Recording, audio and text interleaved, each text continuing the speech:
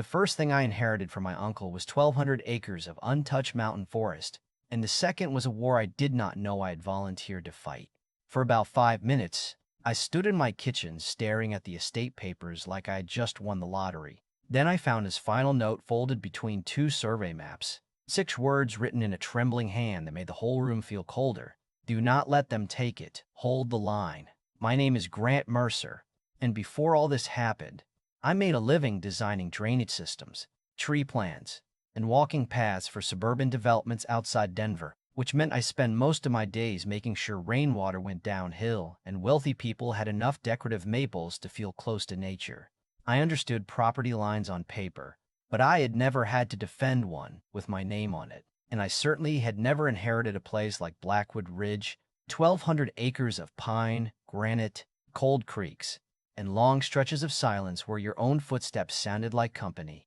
The land had belonged to my mother's older brother, Everett Shaw, a stubborn silver-bearded man who lived alone in a cedar cabin and trusted mountain lions more than elected officials. Everett and I were never close, not because we had fought, but because he had built his life around distance, and some men are so comfortable alone that even family feels like trespassing. When the estate attorney called, I expected maybe an old rifle, a rusted tractor, or a box of photographs, not an entire mountain.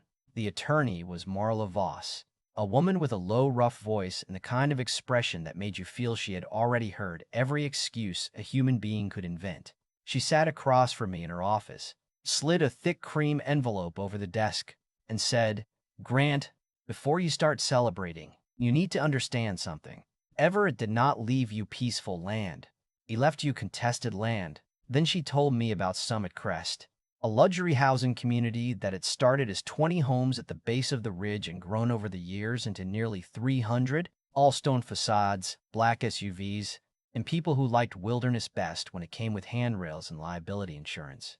As Everett got older and his heart began failing, the Homeowners Association started using the southern portion of his property like it belonged to them. First a few hikers, then maintenance crews, then a paved path, then bridges, signs, lights, dough, and eventually a massive decorative gate.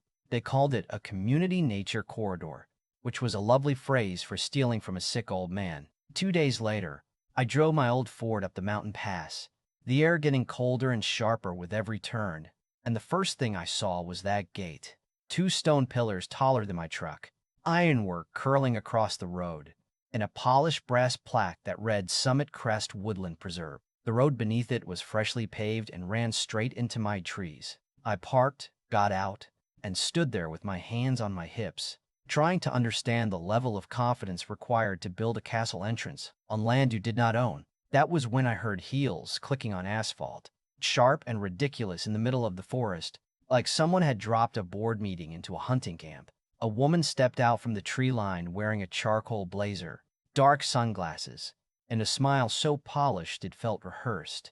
Her name was Vanessa Crowley, president of the Summit Crest HOA, and she carried a leather folder against her chest like it contained the Constitution. "You must be Everett's nephew," she said. "Grant, right. We have been expecting you." I looked at the gate, then at her, and said, "I wish I could say the same." She ignored that. "We would like to finalize the access easement as quickly as possible. The community has maintained this trail for 14 years, so legally speaking, the matter is nearly settled already." I asked her if she meant the trail built on my land without permission. Her smile narrowed. Everett was a difficult man. He refused to understand that land like this serves a broader purpose. Children use this trail. Families depend on it. You do not want your first act here to be taking nature away from a community. I told her I had letters from Everett ordering her board to stop entering the property going back more than a decade. "That does not sound like an easement, Vanessa. That sounds like repeated trespassing with expensive landscaping." For the first time, her face changed, just slightly, but enough to show me the smile was only paint. She told me Summit Crest had a substantial legal reserve, influential homeowners, and strong relationships with the county. Then she gave me 48 hours to cooperate before they filed an adverse possession claim. It was not advice. It was a threat wrapped in professional language, and she delivered it with the calm of someone who had spent years bullying people who could not afford to fight back. I watched her walk away, those heels striking the stolen pavement, and something in me settled. Everett had not been paranoid. He had been under siege. That night I stayed in his cabin, a dark little place that smelled like cedar smoke, old coffee, and gun oil, and I started going through his desk. Around midnight, I found the first filing cabinet, then the second, then a third hidden behind a wool blanket in a storage room. Everett had saved everything. Certified letters, photographs, survey maps, receipts, dates, names, license plates, even handwritten weather notes from the nights he caught Summit Crest contractors moving property markers. There were pictures of men cutting trees, pouring concrete, digging footings, and dragging boundary stakes uphill under cover of darkness. He had mapped every illegal bridge, every section of asphalt, every tree removed to improve the view from the million-dollar homes below. My uncle had not spent his final years hiding from the world.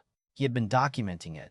By sunrise, I knew exactly what Vanessa wanted and why she thought she could take it. She'd counted on Everett dying before he could force the issue, and she had assumed whoever came next would be too confused, too tired, or too intimidated to stop her. Then my phone started buzzing. Someone had posted photos of me online standing beside the gate, calling me a greedy developer planning to bulldoze the trail and build vacation rentals. By noon, strangers were sending me threats, and when I stopped at a diner in town, I came outside to find 2 slashed tires and the words, "Leave now," carved into the side of my truck. I stood there on the gravel looking at the damage, and instead of feeling afraid, I felt calm, because anger is confusing, but clarity is simple. Vanessa Crowley had mistaken silence for weakness, and she had made the mistake of attacking a man whose entire profession was built around understanding exactly where the lines were drawn. I called Marla from the diner parking lot while the tow truck driver was kneeling beside my ruined tires, and when I told her what had happened, she went quiet for a moment, then said, "Good," not because she enjoyed seeing my truck torn up, but because intimidation has a way of exposing intent when people get careless. She told me to photograph everything, save every message, and do absolutely nothing that could be twisted into a threat. Vanessa was trying to build a story in which I was the unstable outsider attacking the beloved neighborhood, and the fastest way to ruin that story was to stay calm enough to make her look exactly like what she was. The next morning, I hired a licensed surveyor named Calvin Reed, a wiry old man with sunburned ears and a permanent squint, who has spent 40 years arguing with fences. Calvin met me at the southern ridge with a robotic total station, 2 assistants, and the kind of confidence that comes from knowing your measurements can survive cross-examination. We started at the original county monument and worked our way uphill, retracing Everett's boundaries through thick brush, granite shelves, and sections of trail that Summit Crest had paved like they were laying claim 1 inch at a time. Every few hundred feet, we found evidence that the old markers had been disturbed, some pulled, some buried, some replaced several yards away. Calvin stared at one of the newer stakes, scratched his jaw, and said, "This marker was set by somebody who either had no idea what they were doing or knew exactly what they were doing." I told him I was betting on the second option. For 3 days, I stood in the middle of that trail wearing a neon safety vest and taking measurements while residents walked past me with tight expressions and whispered comments. Some called me selfish under their breath. Some took pictures, and one man in expensive hiking clothes asked whether I enjoyed destroying community traditions. I asked him whether his traditions usually required moving survey pins after midnight, and he suddenly became very interested in the trees. Vanessa sent 3 HOA compliance officers to watch me, retired men with matching jackets, golf carts, binoculars, and far too much time. They parked at the edge of the property and followed me whenever I drove into town. The first time it happened, I felt my neck tighten, that old instinct telling me to confront them. But I remembered what Marla had said, so I smiled into my dash camera, waved, and blew them a kiss. One of them looked genuinely offended, which almost made the whole thing enjoyable. I started documenting everything: times, locations, license plates, names, and every attempt to provoke me. When they sat outside the hardware store for 40 minutes, I bought them bottled water. When they followed me to the gas station, I asked if they wanted their tires checked. They wanted anger, and I kept giving them manners. The more polite I became, the more irritated they looked. Meanwhile, Marla filed for a temporary injunction to stop Summit Crest from making any further alterations to the land. Vanessa responded by issuing a public statement claiming the HOA had maintained the trail openly and peacefully for more than a decade, and that Everett had verbally approved the arrangement. That lie bothered me more than the vandalism. Everett had spent years writing letters, photographing trespassers, and replacing signs they tore down, and now Vanessa was trying to use his death to invent consent he had never given. One evening, while I was sorting through more of his files, I found a small cassette recorder in the bottom drawer of his desk. There were 6 tapes beside it, each labeled with dates and initials. I found an old player in the cabinet and listened. Everett's voice came through rough and tired, but steady. On one recording, Vanessa told him the community would eventually gain the land whether he liked it or not. On another, she said the courts favored public use and that no judge would side with a bitter old hermit against 300 families. Everett barely raised his voice. He only said, "You can bring 300 families or 3,000, and the line will still be where the deed says it is." Hearing him say that alone in the dark made my chest ache. I had spent years thinking he had chosen isolation because he did not care about people, but I was beginning to understand that he had isolated himself because fighting these people had exhausted him. He was not cold, he was tired. The breakthrough came 4 nights later at a bar called the Copper Lantern, a low-ceiling place where the stools wobbled and nobody wore a blazer unless they had lost a bet. I was sitting in the back booth with a plate of fries when a woman in a gray hooded jacket approached my table. I recognized her from one of the HOA newsletters. Her name was Leah Donnelly, the board secretary. She sat down without asking, placed a thick envelope between us, and kept looking toward the door. "I cannot stay long," she said. "If Vanessa finds out I met you, she will make my life miserable." I asked her why she was there. Leah pressed both hands flat against the table to stop them from shaking. "Because I watched her do the same thing to Everett for years, and I kept telling myself it was about the neighborhood. It was not. It was about her." She opened the envelope and slid out copies of board minutes, internal emails, invoices, and legal opinions. These were not the polished summaries sent to residents. These were the original records, with handwritten notes and comments that had never been disclosed. In one meeting, the HOA attorney had warned Vanessa that paving the trail without permission was a clear trespass, and that adverse possession would almost certainly fail because Everett had repeatedly objected in writing. Vanessa had written a note beside the warning. "Everett is old. His heart is failing. Delay everything. Once he is gone, the trail becomes part of the community identity." I read this sentence twice. It was one thing to suspect she had counted on his death, and another to see it written in her own hand. Leah watched my face and said she did not just think he would die, she built her strategy around it. Then she showed me the financial records. The gate, the stone pillars, the asphalt, and the landscaping had cost the HOA more than $90,000, all taken from the reserve fund meant for roof repairs, drainage work, and emergency road maintenance. Vanessa had approved the contracts without competitive bids, and the main contractor was a company owned by her husband's cousin. The invoices were padded with vague items like security enhancements and environmental access improvements. In reality, homeowners had paid to construct illegal improvements on Everett's land, while Vanessa's family collected the money. Leah looked like she might cry. People in Summit Crest think their dues are protecting their homes. They have no idea she used their savings to fight a private war. Some of those families are retired. Some are already struggling. If this goes badly, they could be hit with special assessments they cannot afford. I asked her why she was risking everything to help me. She looked down at Everett's name in the minutes and said, "Because he used to stand at the edge of the trail holding those old signs, and we all laughed at him. Vanessa told us he was unstable. I believed her, and now he is dead, and I know he was telling the truth the whole time. I would rather lose my house for telling the truth than keep it by helping her bury another man." I drove straight to Marla's place and knocked on her door just after midnight.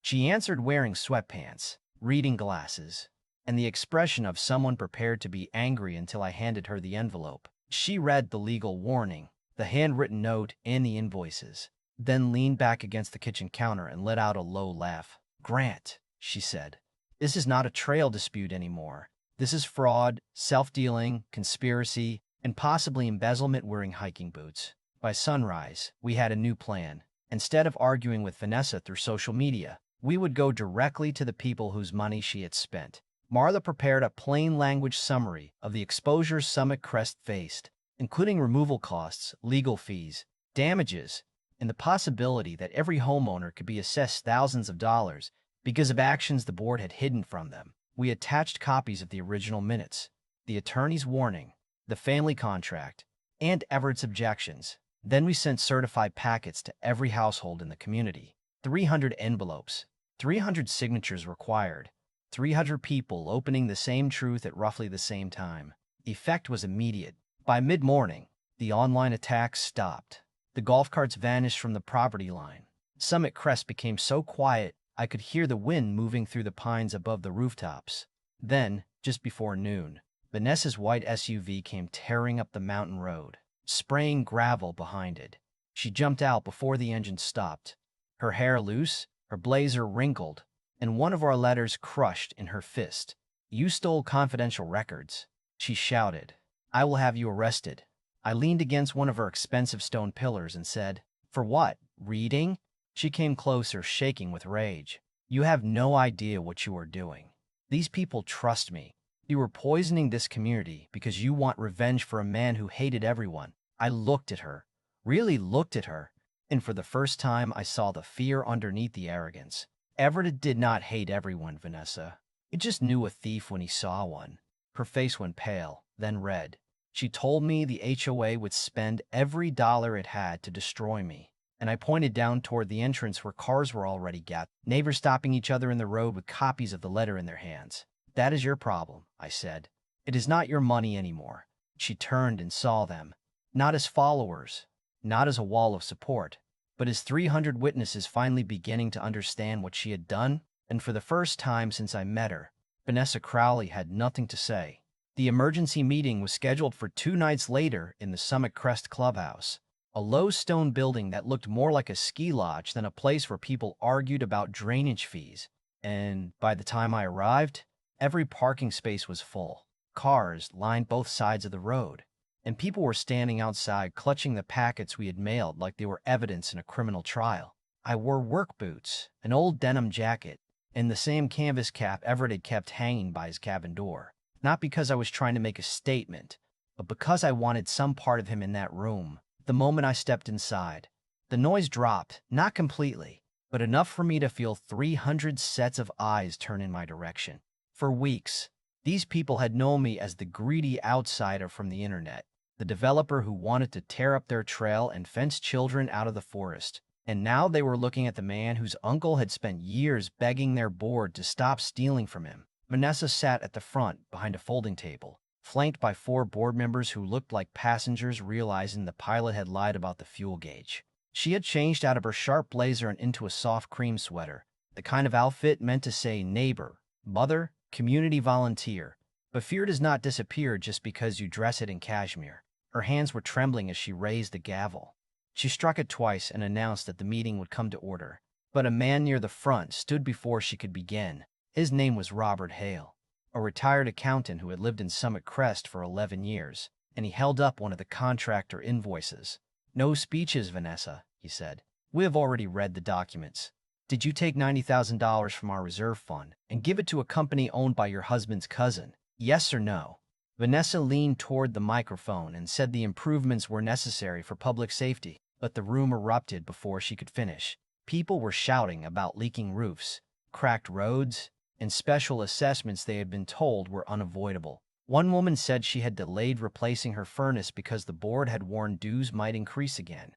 Another man demanded to know why homeowners had been told Everett gave verbal permission when the board possessed letters proving the opposite. Vanessa tried to speak over them, then grabbed a handheld megaphone from beneath the table, which would have been funny if the situation had not been so ugly. The moment she switched it on, it let out a piercing squeal that made half the room cover their ears. She shouted that the records had been stolen, that Marla and I were manipulating the facts, and that Summit Crest still had a strong legal claim if everyone remained united. Then she pointed directly at me.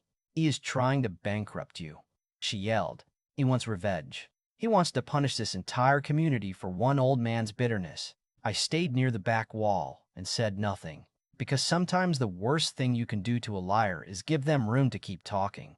Vanessa promised she could still win, promised the trail belonged to the people, promised the reserve fund would be restored, and every promise sounded weaker than the one before it. Then Leah stood up from the board table.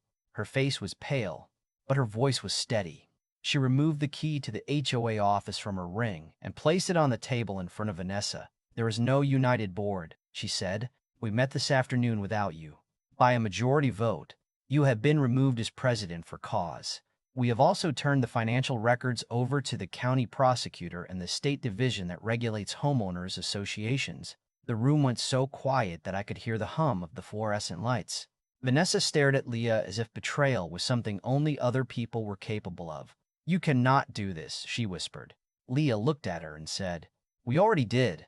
One of the other board members slid a prepared resolution across the table. Another stood and apologized to the homeowners for not asking questions sooner. Then Robert Hale turned toward me and asked the question Vanessa had spent weeks making impossible. "Mr. Mercer, what would it take to stop this from destroying all of us?" I walked to the front slowly, feeling Everett's cap tight against my forehead, and told them the truth. I did not want their homes, their savings, or their humiliation. I wanted my land restored, my legal costs covered, Everett's estate compensated, and the property line recorded so clearly that no future board could pretend not to see it. I also wanted a public correction sent to every person who had received Vanessa's lies about me and my uncle. That was all. No revenge. No attempt to bleed retirees dry. No demand that innocent families pay for one woman's ego beyond what it took to repair the damage. You could feel the room exhale. Vanessa could feel it too. Her last weapon had always been the fear that I was worse than she was, and once that fear disappeared, there was nothing left protecting her. She sank into her chair, the megaphone slipping from her hand and landing on the floor with a hollow plastic thud. 1 week later, we signed the settlement in Marla's office. Summit Crest agreed to remove the gate, the stone pillars, the bridges, the lights, and every foot of asphalt lay beyond the true boundary. The HOA paid $40,000 in legal fees and damages to Everett's estate, issued a formal written apology, and recorded a permanent acknowledgement of the survey with the county. Vanessa resigned from the board and sold her house before the criminal investigation was finished. Months later, she pleaded guilty to misuse of association funds and falsifying financial disclosures, while her relative's company was ordered to repay a portion of the contract. She did not go to prison for decades or get dragged away in handcuffs like some television villain, but she lost the position, the reputation, and the control she had treated like a birthright. And sometimes that is the punishment people like her fear most, being seen clearly.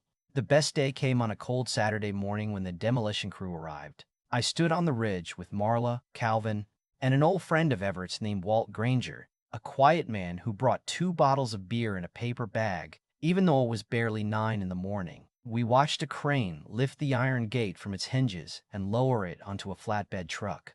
We watched the stone pillars crumble under the bucket of an excavator, then the asphalt crack apart in long black slabs, exposing the dark mountain soil underneath. The sound echoed through the trees, heavy and clean, and Walt handed me a beer. "Everett would have liked that sound," he said. "He always believed the earth remembered what belonged to it." Then he looked at me and added, "You held the line." I had spent the whole fight trying not to think about whether I had done enough for a man I barely knew. But hearing those words nearly broke me. I looked out over the ridge, over the pine tops and the creek flashing silver between the rocks, and for the first time the land did not feel like a burden or a battlefield. It felt like a promise I had finally learned how to keep. Summit Crest is still there below the mountain, quieter now, and the golf carts stay on their side of the fence. The new board has asked whether I would consider granting a narrow legal trail easement with clear rules, insurance, maintenance limits, and the right to close it whenever the land needs rest.